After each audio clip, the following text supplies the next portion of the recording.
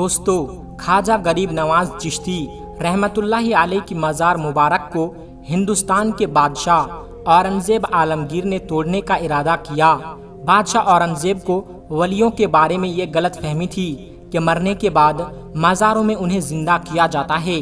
اپنی اسی وہم کو دور کرنے کے لیے بادشاہ اورنگزیب ایک دن غریب نواز کی زیارت کرنے کے لیے اجمیر شریف پہنچے، اور جب اجمیر شریف پہنچے تو اجمیر پہنچ کر اورنگزیب نے اپنے قاضی سے کہا کہ چلو مان لیتا ہوں کہ غریب نواز اللہ کے ولی ہیں، مگر میں تبھی مانوں گا جب میں ان کو سلام پیش کروں گا اور مجھے سلام کا جواب ملے گا۔ اگر مجھے سلام کا جواب نہیں ملا تو میں مزار شریف کو توڑ دوں گا۔ اورنگزیب عالمگیر جب مزار پر پہنچے تو وہاں پر انہیں ایک ادنا سا شخص بیٹھا ہوا دکھائی دیا۔ وہ شخص انتظار کر رہا تھا۔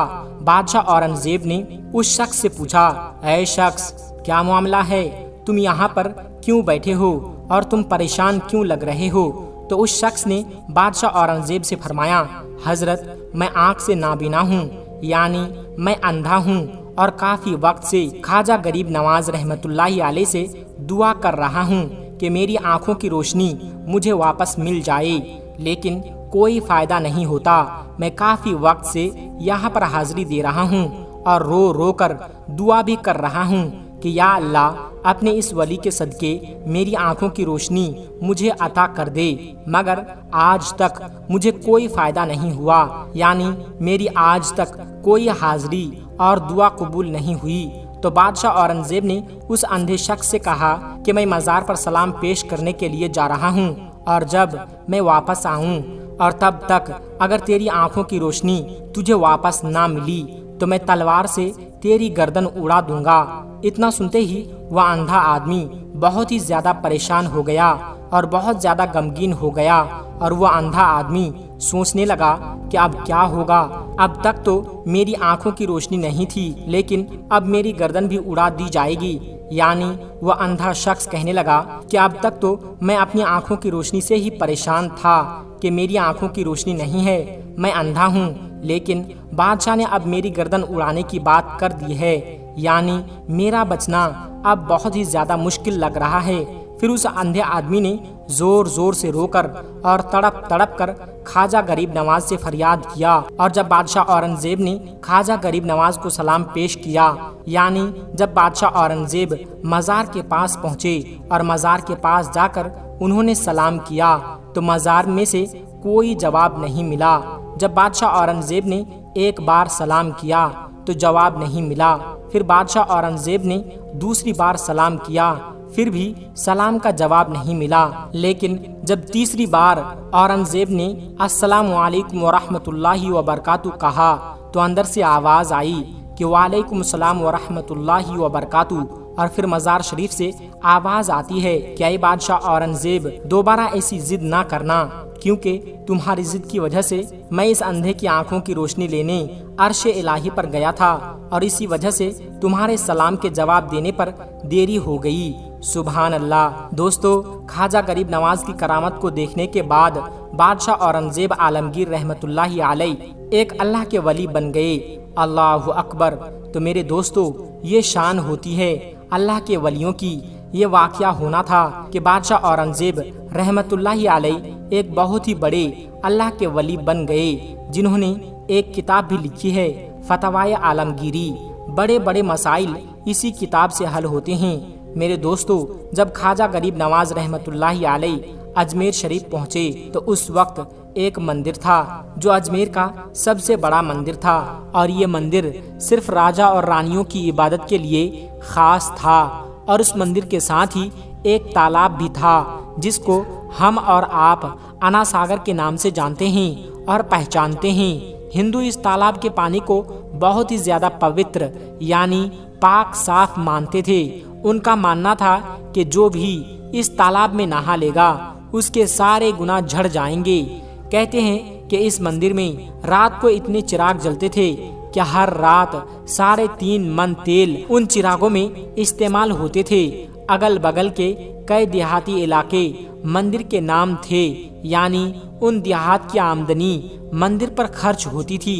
اس مندر میں ہزاروں لوگ رہتے تھے جن کا کام آنے والوں کی سیوا اور دیکھ بھال کرنا تھا کہ کون سا خدا بیٹا دیتا ہے، کون سا دیوتا صحت اور تندرستی کا مالک ہے، اور کس مورتی کی پوجا سے دولت کی بارش ہوتی ہے۔ حضرت خواجہ غریب نواز رحمت اللہ علیہ اس مندر کے پاس چلے گئے اور انا ساگر سے کچھ دوری پر چٹائی بچھا کر اپنے مریدوں کے ساتھ بیٹھ گئے، اور اسی وقت عصر کا وقت ہو گیا۔ لہٰذا آپ رحمت اللہ علیہ نے حضرت قطب الدین بختیار کاکی رحمت اللہ علیہ سے اذان دینے کو کہا۔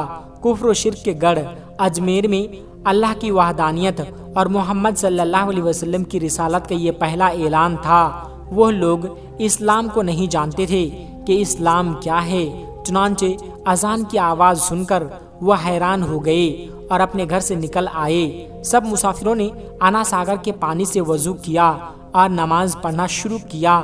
سب ہندو حیران رہ گئے کہ سب بھگوان تو اندر ہیں، تو پھر یہ لوگ کس بھگوان کو پکار رہے ہیں؟ جب شام ہو گئی تو پھر یہ لوگ کس بھگوان کو پکار رہے ہیں؟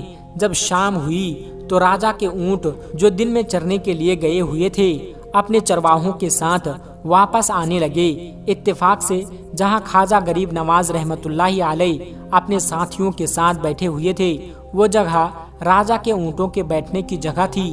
چرواہوں نے خواجہ غریب نواز رحمت اللہ علیہ سے کہا، اٹھو بابا، اونٹوں کے بیٹھنے کی جگہ خالی کرو۔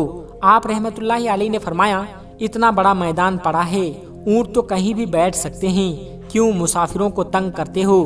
لیکن وہ نہ مانے اور ضد کر رہے ہیں کہ اونٹ اسی جگہ پر بیٹھیں گے۔ آخر انہوں نے بہت بدتمیزی سے کہا، یہ راجا کے اونٹوں کے بیٹھنے کی جگہ ہے اور ادھر راجا کے اونٹ ہی بیٹھیں گے، تم لوگ کہیں اور ڈیرا لگاؤ۔ آخر آپ رحمت اللہ علیہ نے اٹھتے ہوئے حضرت قطب الدین بختیار کاکی رحمت اللہ علیہ سے فرمایا، اٹھو قطب الدین، یہ کہہ رہے ہیں کہ اونٹوں کے بیٹھنے کی جگہ ہے تو چلو اونٹ ہی بیٹھے رہیں گے۔ یہ کہہ کر آپ رحمت اللہ علیہ اپنے ساتھیوں کے ساتھ وہاں سے اٹھ گئے۔ اگلی صبح جب اونٹوں کو چرانے کا وقت آیا اور ان کو چرانے کے لیے جانے لگے تو چرواہوں نے اونٹوں کو اٹھانا چاہا، لیکن پتہ نہیں اونٹ تو اٹھنے کے قابل ہی نہیں تھے۔ انہوں نے اونٹ کو مار مار کر زبردستی اٹھانا چاہا، لیکن وہ بیٹھے ہی رہے۔ چرواہے بہت زیادہ پریشان تھے کہ جو اونٹ ان کے ایک اشارے پر اٹھ جاتے تھے آج کیا ہو گیا ہے، کیوں نہیں اٹھ پا رہے ہیں۔ آخر انہیں یاد آیا کہ کل اس مسافر فقیر نے کہا تھا کہ چلو اونٹ ہی بیٹھے رہیں گے۔ لوگ اکٹھا ہونا شروع ہو گئے۔ کوئی کہہ رہا تھا کہ فقیر کوئی قابل جادوگر ہے اور کسی نے کہا کہ وہ کوئی بھگوان کا اوتار ہے۔ دھیرے دھیرے بات راجا تک پہنچ گئی کہ ایک مسافر فقیر نے راجا کے اونٹوں پر جادو کر دیا ہے۔ راجا نے خواجہ غریب نواز رحمت اللہ علیہ کو پیغام بھیجا کہ تم کیسے فقیر ہو جو بے زبانوں کو باندھ کر رکھتے ہو، یہ بیچارے بھوک پیاس سے مر جائیں گے، اس لیے مہربانی کر کے اپنا جادو واپس لے لو۔ آپ رحمت اللہ علیہ نے فرمایا، ہم مسلمان ہیں اور مسلمان بد دعا نہیں کرتے، نہ ہی جادو کرتے ہیں، جاؤ کہو جس کے حکم سے بیٹھے تھے اسی کے حکم سے اٹھ کھڑے ہو جاؤ۔ اب جو جا کر اٹھایا تو اونٹ فوراً اٹھ گئے اور ہندوؤں کی دلچسپی ان مسافروں میں بڑھنے لگی۔ 5 وقت اذان ہوتی اور نماز کی ادائیگی کی جاتی۔ آخر راجا تک یہ بات پہنچ گئی، کچھ فقیر آئے ہیں جو مسلمان ہیں، 5 وقت اذان دیتے ہیں اور ہمارے پوتر تالاب کو ہاتھ منہ دھو کر بھرشٹ کرتے ہیں، یعنی کہ ناپاک کر دیتے ہیں، اور تو اور ہمارے دھرم کے خلاف باتیں کرتے ہیں، کہتے ہیں کہ مورتیاں پوجنے کے قابل نہیں ہیں، یہ تو صرف پتھر ہیں، اس لیے انہیں یہاں سے اٹھایا جانا چاہیے۔ راجا نے فقیروں کو پیغام بھجوایا کہ تم لوگ ماंس گوشت کھاتے ہو، ہمارے دھرم کے خلاف بولتے ہو، اور تو اور ہمارے پاک تالاب کو اپنے ہاتھ ڈال کر ناپاک کرتے ہو، جو ہم برداشت نہیں کر سکتے، اس لیے تم لوگ یہاں سے چلے جاؤ۔ آپ رحمت اللہ علیہ نے فرمایا کہ اور بھی تو اتنی دنیا آتی ہے، ہمارے پانی پی لینے سے کون سی کمی آ جائے گی؟ لیکن وہ کہنے لگے، وہ سب ہمارے اپنے دھرم کے لوگ ہیں اور تم دوسرے دھرم کے ہو، آئندہ تم لوگوں نے تالاب کو ناپاک کیا تو ہم برداشت نہیں کریں گے۔ آپ رحمت اللہ علیہ نے حضرت قطب الدین بختیار کاکی رحمت اللہ علیہ سے فرمایا، قطب الدین، شاید یہ لوگ آئندہ ہمارے پانی پی لینے پر کوئی لڑائی جھگڑا کریں گے، جاؤ ایک مشکیزہ پانی لے آؤ تاکہ ضرورت کے وقت کچھ تو پانی موجود ہو۔ لہٰذا حضرت قطب الدین بختیار کاکی رحمت اللہ علیہ نے ان سے فرمایا کہ چلو ہم مشکیزہ بھر لیتے ہیں۔ وہ اس شرط پر مان گئے کہ تمہارا جسم پانی سے چھونا نہیں چاہیے۔ حضرت قطب الدین بختیار کاکی رحمت اللہ علیہ تالاب کی سیڑھیوں پر جا کر بیٹھے اور مشکیزہ پانی میں ڈبو دیا۔ جب وہ بھر گیا تو حضرت قطب الدین بختیار کاکی رحمت اللہ علیہ نے وہ مشکیزہ اوپر کھینچا، لیکن جو ہی مشکیزہ پانی سے باہر نکالا، انا ساگر کا پانی سوکھ چکا تھا۔ ایسا لگ رہا تھا کہ انا ساگر کا سارا پانی مشکیزہ میں بند ہو گیا تھا۔ انا ساگر کا سوکھنا تھا کہ پورے اجمیر میں کوہرام مچ گیا اور وہ رو رہے تھے کہ جو ہم گناہوں کی گٹریاں لاتے ہیں اور انا ساگر میں غسل کر کے ان سے چھٹکارا پا لیتے ہیں، اب ہم گناہوں کا بوجھ لیے کدھر جائیں گے؟ سارے علاقے میں خبر پھیل گئی کہ مسافر فقیر نے جادو کے زور سے انا ساگر کو سکھا دیا ہے۔ راجا نے جب یہ سنا تو وہ بہت پریشان ہو گیا۔ اس نے اپنے وزیروں کو بلایا، سب نے یہی کہا کہ فقیر یا تو جادوگر ہے یا پھر واقعی میں کوئی کامل فقیر ہے۔ ساتھ ہی وہ پریشان ہوئے کہ اجمیر کی رونق تو تھی ہی انا ساگر کے دم سے، اسی کی وجہ سے تو لوگ دور دور سے اجمیر آتے تھے اور اپنا ایمان تازہ کر کے لوٹتے تھے۔ انا ساگر کے سوکھ جانے سے ہندو دھرم کی پرچار کو بہت بڑا دھکا لگا تھا اور یہ بہت ہی حیران کرنے والی بات تھی۔ آخر طے کیا گیا کہ فقیر سے بات کیا جائے۔ آخر وہ چاہتا کیا ہے؟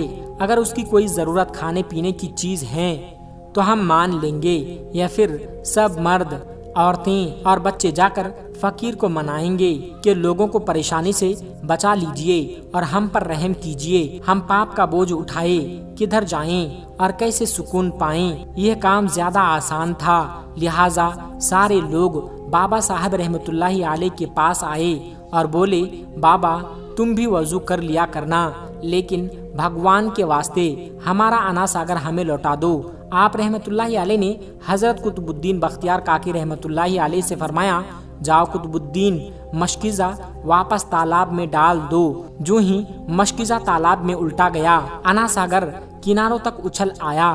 اس پانی نے کئی دلوں کو دھو ڈالا۔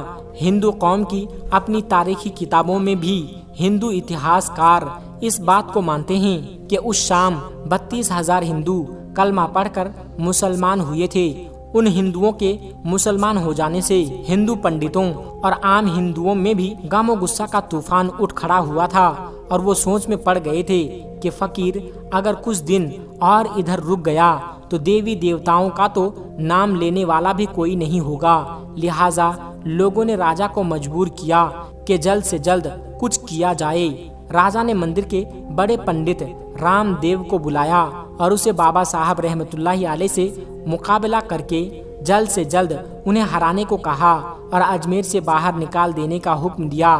رام دیو اپنے وقت کا مانا ہوا پنڈت تھا جس کے علمی قابلیت کی دور دور تک دھوم مچی ہوئی تھی۔ اس نے راجا کو یقین دلایا کہ جلد ہی راجا کو کوئی اچھی خبر سنائے گا۔ رام دیو بابا صاحب رحمت اللہ علیہ کے پاس آیا اور الٹے سیدھے سوالات کرنے شروع کر دیے۔ بابا صاحب رحمت اللہ علیہ چپ رہے۔